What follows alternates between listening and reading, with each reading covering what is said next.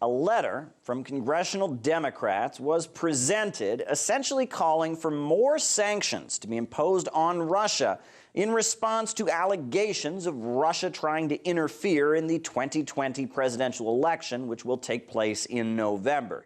We urge you to identify and target for sanctions all those determined to be responsible for ongoing elections interference, including President Putin, the government of the Russian Federation, any Russian actors. Now, as you heard, the letter even called for directly sanctioning the Russian head of state, Russian President Vladimir Putin.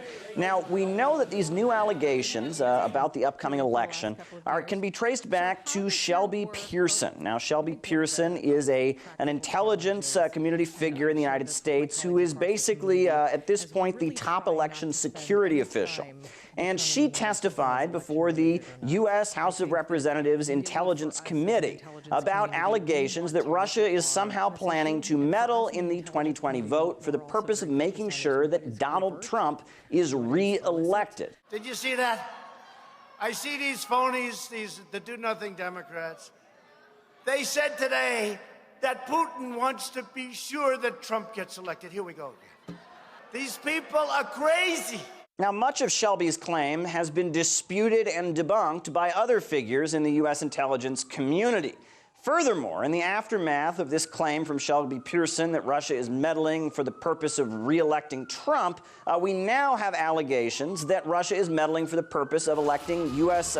Senator Bernie Sanders from Vermont. So Russia is at this point being accused of taking two different sides in the upcoming vote. However, Russia has been very adamant that this is simply not true. The Russian government officials have been very adamant that they are not trying to interfere in the U.S. voting process. The Russian Federation does not interfere in other countries' internal political processes. We appeal to politicians to stop playing the blame game.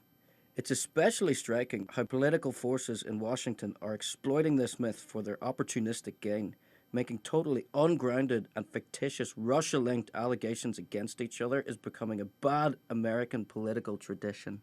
Now, in 2016, there were widespread allegations of Russian meddling, Russian collusion in the U.S. election process. Those allegations continued after the election. There was a long investigation, and much of what had initially been said was debunked. The facts simply didn't add up. It wasn't true.